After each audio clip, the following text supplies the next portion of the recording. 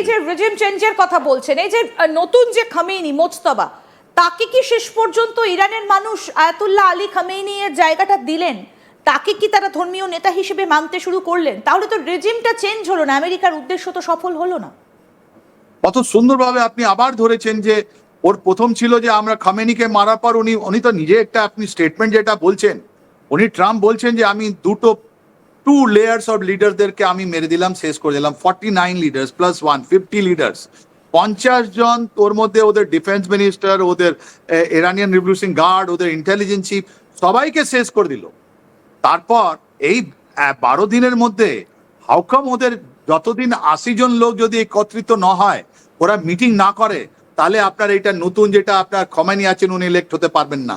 তার মানে একটা মিটিং হয়েছে, নিশ্চয়ই একটা মিটিং হয়েছে যার মধ্যে মোজতবাকে আপনার খমেনি বানানো হয়েছে। এটাই সব থেকে বড় গুরুত্বপূর্ণ।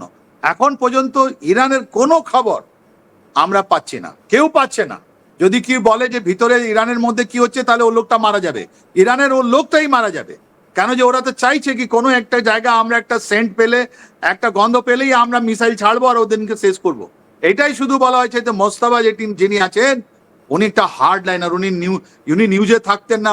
উনি 1980 to 88 উনি ইরানের সঙ্গে যখন ইরাকের যুদ্ধ হলো ওর সময় উনি ইরানিয়ান রেভলিউশনারি গার্ডে ছিলেন, উনি লড়াই যুদ্ধের ফ্রন্টে ছিলেন। ওনার মাইন্ডসেট যেটা আছে একটা মিলিটারি মাইন্ডসেট আছে, উনি কোনো দিন কম্প্রোমাইজ করতে চান না। তাই জন্য তো বলছি terms and condition of Iran শুনে আপনি হাসবেন।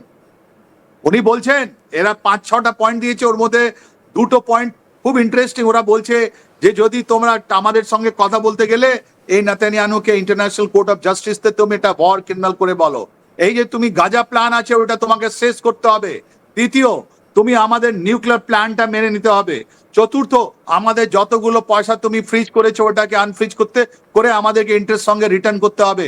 পঞ্চম, ওরা বলছে এই যে তুমি সিরিয়া, লেবানন, ইয়ামেনের কাছে যুদ্ধ করছো, এটা তোমাকে শেষ করে দিতে হবে। তার মানে এই হোয়াইট হাউস এটা 4টে পয়েন্ট দিয়েছিল যার মধ্যে রিজিম চেঞ্জ ছিল, বলছে তোমরা অপেক্ষা করো আমি আসছি, রাইট? এসব জিনিস তো হচ্ছে না।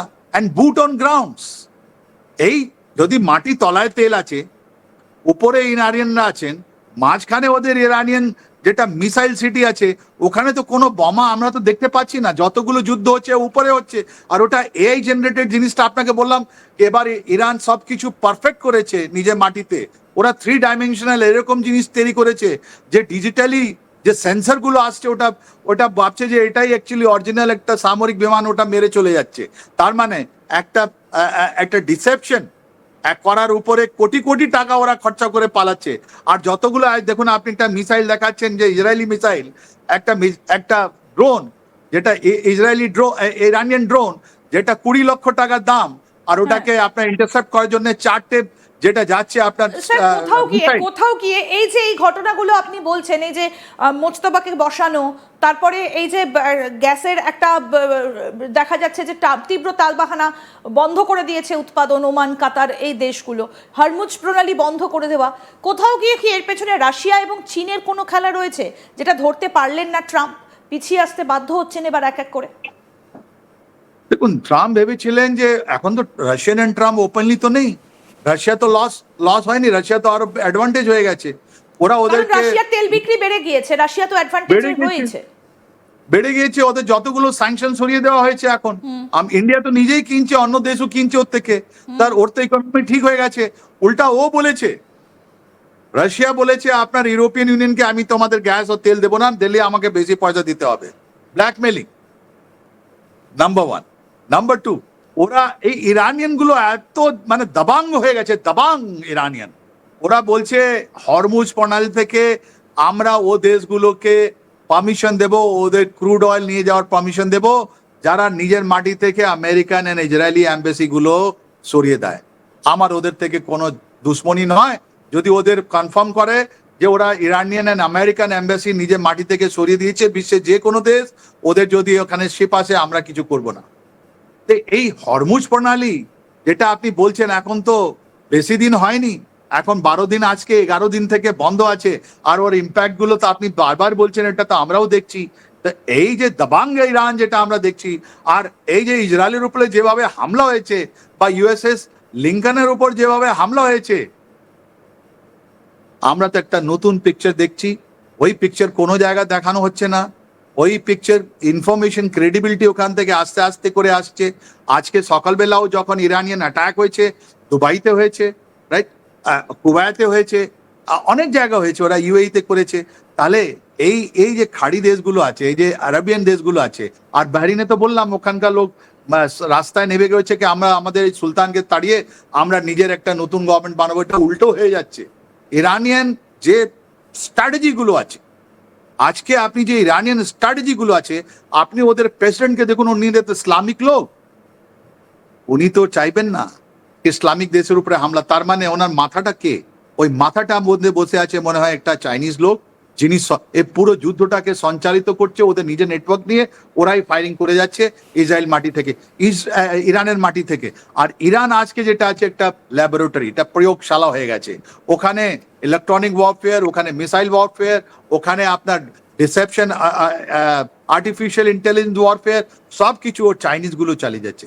রাশিয়ান গুলো ছিল, রাশিয়ান গুলো একটু একটু দিয়েছে, কিন্তু ম্যাক্সিমাম পোর্শনে আমরা এখন বুঝতে পারছি এই চাইনিজ গুলো। নাহলে একটা মুসলিম দেশ, ইরানের মতন একটা মুসলিম দেশ, যাদের রক্তে আপনি তো কালকে দেখলেন ইমাম হুসেন আছেন, যাদের রক্ত আলী, খলিফা আলী, হলি আলী, ওনারা কোনোদিন ঝগড়া, উনি কোনোদিন কোনো মুসলিম দেশের সঙ্গে যুদ্ধ করবেন না। ওরকম জায়গায় এটা যেটা এই যে স্ট্র্যাটেজি বানানো হয়েছে, এটা আমেরিকাও বুঝতে পারছে না কি এটা কি হলো, এইটা কি হলো। আমি এখানে একটা জিনিস, যে ডোনাল্ড ট্রাম্প কি কোথাও গিয়ে একটু নিজে ব্যালেন্স হারিয়ে ফেলছেন? তিনি যেখানে গিয়েছিলেন তার সমালোচনা করা হয়েছে, তিনি এমন একটা জায়গায় গিয়েছিলেন যেখানে সম্মান জানানোর জন্য তিনি সেখানে বেসবল খেলার যে ক্যাপ, সেই ক্যাপ পরে গিয়েছিলেন, এবং গোটা বিশ্বের কাছে তাকে সমালোচিত হতে হয়েছে এই ঘটনার জন্য। তিনি কি খানিকটা ডিসব্যালেন্স এই মুহূর্তে? দেখুন, আর্মি আমেরিকা অ্যান্ড রাশিয়াতে আর্মির অনেক অনেক সম্মান আছে। রাশিয়ার সম্মান, আপনি যদি আর্মি সম্মান দেখবেন আপনার অবাক হয়ে যাবেন। ওদের বিয়েতে, ওদের মৃত্যুতে প্রেসিডেন্ট মতন লোক যায় ওদেরকে রিসিভ করে। তো is the case in America. আমেরিকাতে যখন এই বডি ব্যাগস গুলো গেছে, 6টা বডি ব্যাগ গেছে, সম্মান দেওয়া হচ্ছে। আপনি ঠিকই ধরেছেন, বিলকুল সঠিকভাবে আপনি ধরেছেন। ওখানে প্রেসিডেন্ট ট্রাম্প যিনি আছেন, উনি একটা বেসবল যের মধ্যে ইউএসএ লেখা আছে, রাইট, ওটা কিন্তু একটা স্পোর্টস পরে গেছেন। আর ওইটা আমাদের ওখানে আমেরিকান আর্মি ভেটারান যারা রিটায়ার্ড লোক আছেন, ওদের একটা অ্যাসোসিয়েশন আছে, ওরা কিন্তু এটা ক্রিটিসাইজ করেছে। ওরা বলছে যে ট্রাম্প, আপনি আমাদের সম্মান জানাননি, আপনি আমাদের বেইজ্জত করেছেন, আমাদের যে বডি এসছে ওদেরকে আপনি বেইজ্জত করেছেন, রাইট। তো এই কথাটাও উঠেছে। এই যে ট্রাম্প আছেন, উনি বুঝতে পারছেন না এখন কি উনি কি করবেন, বিকজ এনার যেটা মিনিস্টার্স